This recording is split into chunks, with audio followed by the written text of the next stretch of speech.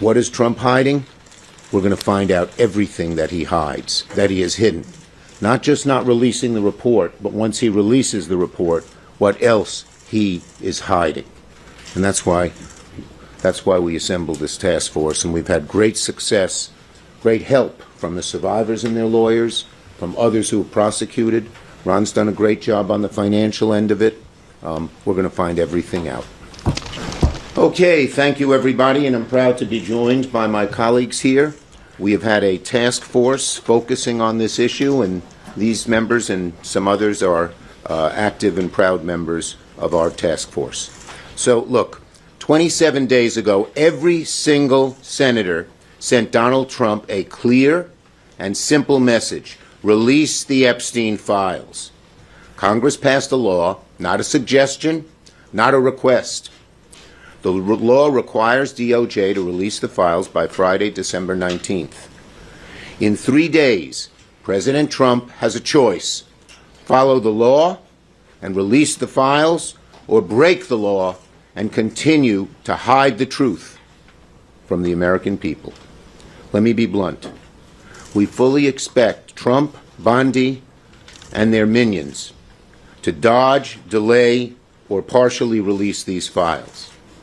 If they release some documents and hide others, the American people will see right through it, and they'll ask the obvious question. We are all asking the obvious question that looms. President Trump, what are you trying to hide? President Trump, what are you trying to hide? That's the question the American people are asking. Now, over the past few weeks, Senate Democrats, including my colleagues here with me, have been preparing for every scenario. We're working with the victims' attorneys. We're working with legal experts. We're working with people very familiar with this case to ensure full compliance of the law. If the administration withholds some documents unlawfully, we will know. If they abuse narrow exemptions to hide the truth, we will know. And there will be serious legal and political consequences. This law passed with near unanimous support. The survivors deserve the truth, and the American people are demanding it.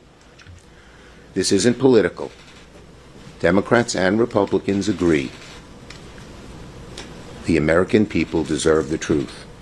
So, Donald Trump, release the Epstein files. Stop hiding. Stop delaying. Come clean with the American people.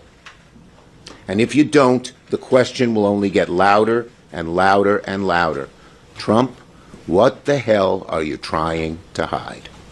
Senator Wyden's done great work on the financial end of this and has been a great member of our team. Ron. Thank you. Sorry. Yeah. No, go ahead. No, Amy, you go first. Now, please. I understand. Amy goes next. Go. You're closer to the microphone. Thank my colleagues, and there are two cover-ups that need to be discussed this morning.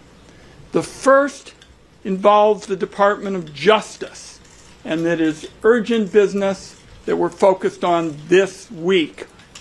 The second cover-up is being conducted by the Treasury Secretary, Scott Bessent, and it deals with the financial aspects of how the sex trafficking came to be. So let's talk about them one at a time. First, as Senator Schumer said, there's good reason to be skeptical of whatever spin the Trump administration puts out on Friday. Here's why. This wouldn't be the first time Bondi tried to trick the public with a binder full of chicken feed. That's what she did back in the spring, which infuriated MAGA voters, who took Trump and his cronies at their word that they'd release the files. Second, the cushy treatment by the Trump administration of Ms. Maxwell is totally unacceptable. She was right at the heart of the most notorious sex trafficking ring in modern American history. Despite that, Donald Trump himself said a pardon for Maxwell is on the table. Third, the Trump administration did assign hundreds of FBI agents to look at the Epstein file, but it wasn't to hunt down any more pedophiles. It was really to comb through the files for Donald Trump's name Why? To protect him from public scrutiny. From the beginning, that's what they focused on with respect to Epstein. So Trump and Bondi do not deserve the benefit of the doubt. Second, we need to look at what Scott Bessent and the Treasury Department is up to here. They've got another massive set of Epstein files. It is a critical fight for transparency and to find out how this horrendous sex trafficking operation was funded. For nearly 4 years, Finance Committee investigators have been on this, and we have been following the money. And to do that, you've got to get access at the Treasury Department to the records that we have seen. The staff of major Republicans have seen them, and the file is made up of thousands and thousands of bank documents. And my investigators say that it is a financial roadmap into how Epstein hurt so many families. It shows who was paying Epstein and where his money was going. It shows what banks enabled his trafficking despite evidence of money laundering and despite the knowledge that he was a sex offender. It shows payments that look like the result of blackmail. It shows big outflows of money to Eastern Europe, Turkey, and Russia, and it includes the names of women and girls. My investigators saw a large portion of these records in 2024 under the Biden administration, but the Trump administration is denying us the file today. It's important for the American people to find out how all of this was financed, and that means getting our hands on the file to investigate further. The Secretary of Treasury, Mr. Bessent, has refused now multiple times to hand it over to our investigators. Ridiculous excuses, again and again. So we have introduced legislation to compel him to turn this over to Senate investigators. And I will tell you that Epstein survivors are already filing suit, against banks because they think that this information is so critical to finding out how they were exploited. So it is time for the stonewalling to end. That's why I so appreciate what my colleagues have done to get this information out on Friday, and the administration is required by law to release the Epstein files at DOJ. I'm here to say it's got to be done at the Treasury Department as well, because we find in America you capture corruption by following the money. And that's what is so critical at this point to the second investigation. Thank you, Leader Schumer, and I thank my colleague, Senator Klobuchar. He's been working very well on this, and we appreciate it. Thank you very much. Thank you, Senator Wyden. Thanks for following the money, something that's our creed as my former job as prosecutors. Whenever you're solving a case from the smallest theft to big rings, and I appreciate that. So let's remember what this is all about. This is about exploitation and abuse. These victims deserve justice, they deserve transparency, and they deserve accountability. Example, Danielle Bensky, 17, recruited into Epstein's circle. Her mom had a brain tumor, and Epstein told her he could help her mom, but only if she abided by his demands, including recruiting other girls. He told her, I can use it to help you, or I can make it very difficult for your mother. That horrific crime, one of many, is why the House voted 427-1 to release the files and why the Senate unanimously passed the bill on Senator Schumer's motion. That bill set a specific deadline, December 19th, and it is a must. It's not a may, it's a must. And it says that no record shall be withheld, delayed, or redacted on the basis of embarrassment, reputational harm, or political sensitivity.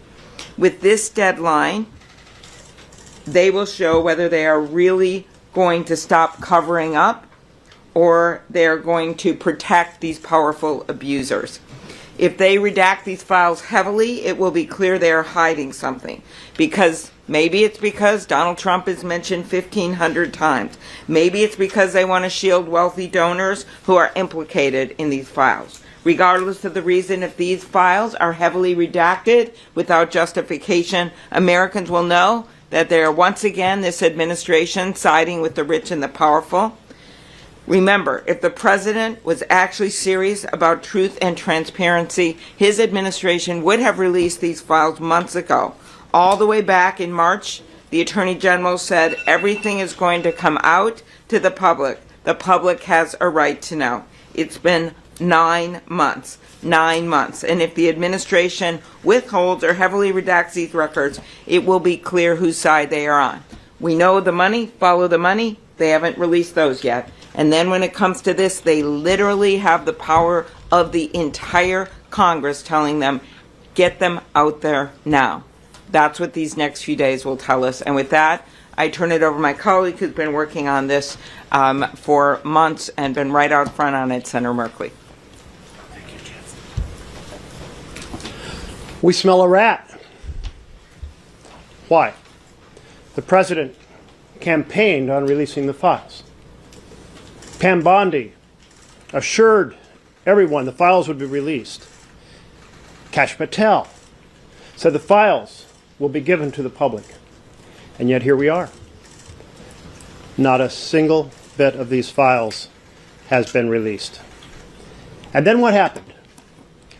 Well, we had over in the House bipartisan leadership with Ro Khanna and Thomas Massie and a discharge petition.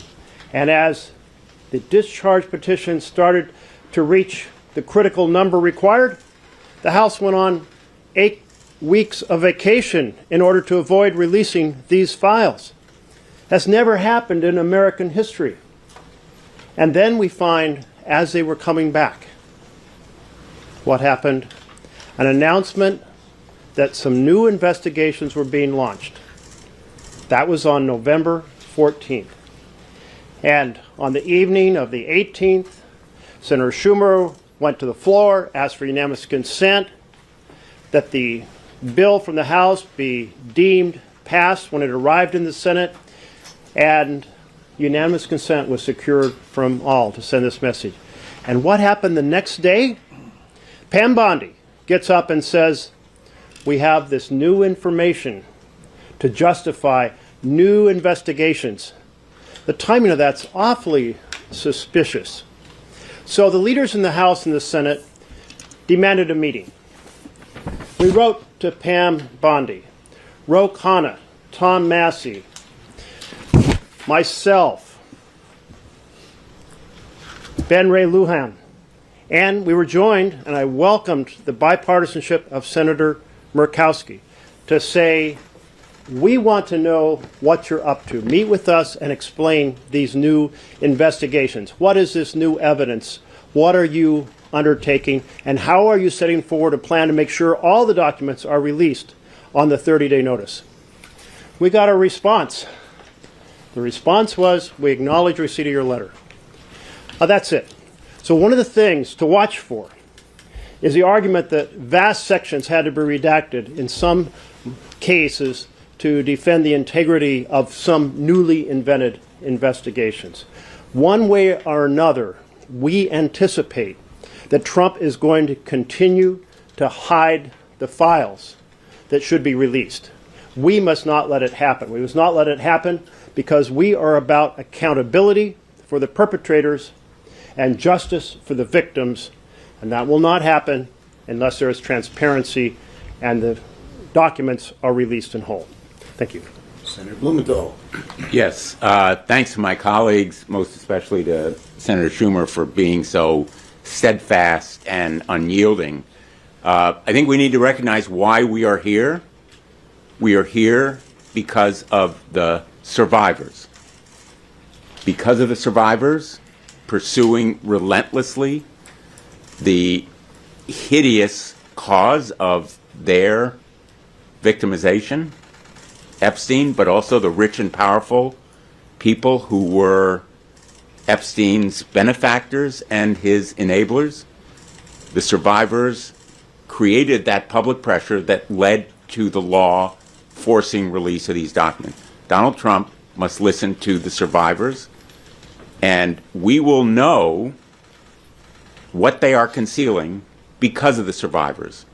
Your question may be, how do you know that they're hiding stuff? The survivors will give us the knowledge we need to pursue the truth. They have been about the truth from the very start, and their truth has to prevail. Thank you. And so, as I mentioned, we've had a task force of 13 members. We've divided up in different groups because we believe that they will not give full, open disclosure where there's great accessibility. What is Trump hiding? We're going to find out everything that he hides, that he has hidden. Not just not releasing the report, but once he releases the report, what else he is hiding. And that's why we assembled this task force, and we've had great success, great help from the survivors and their lawyers, from others who have prosecuted.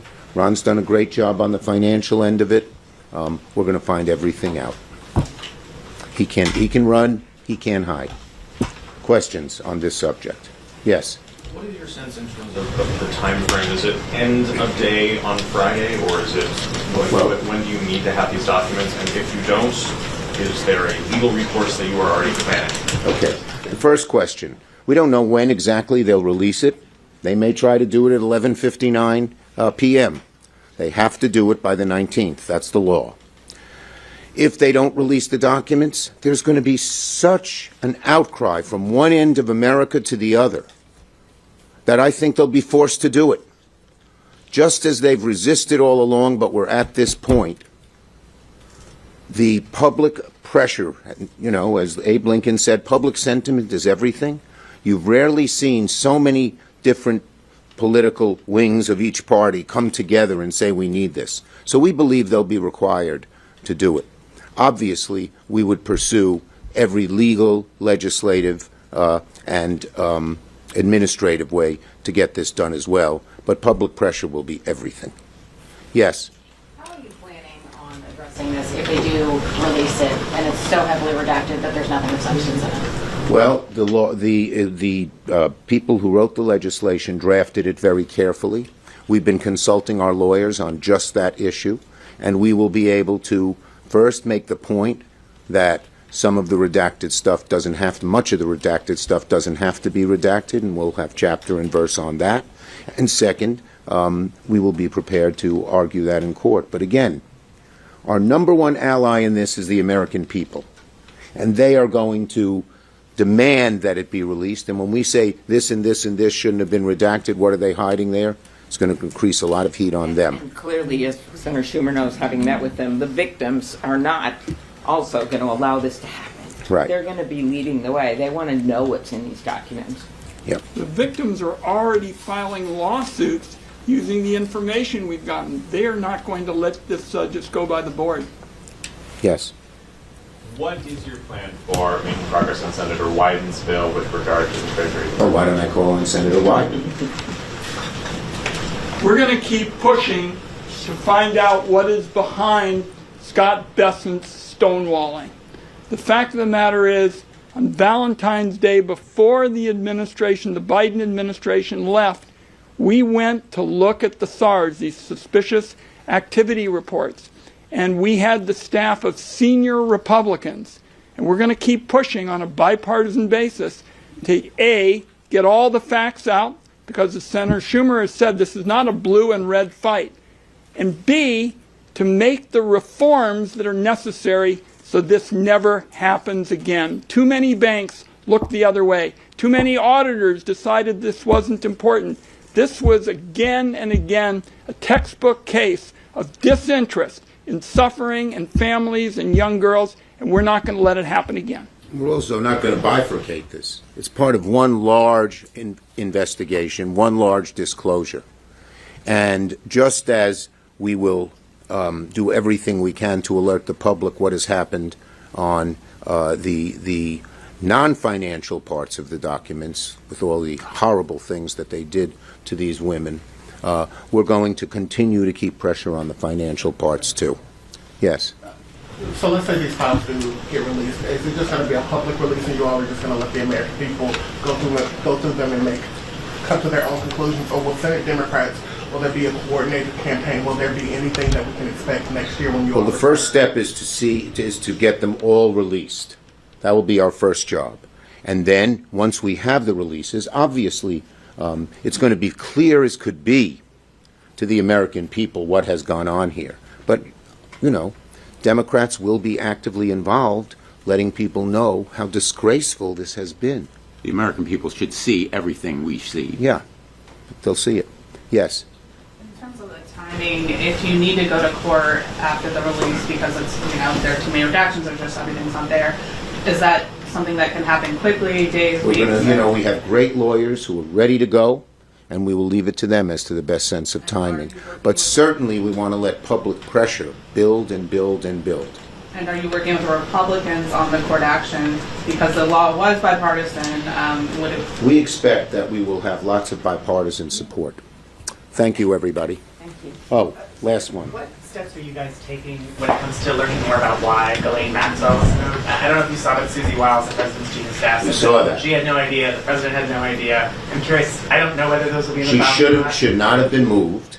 And I think when the files are made public, the pressure on to disclose how that happened, why that happened, and to undo it will be very, very real and strong. Is that a focus of one of these tasks? That is one of the focuses is on what happened and what they've tried and what they have tried to do to cover up everything, including what happened with Ghislaine.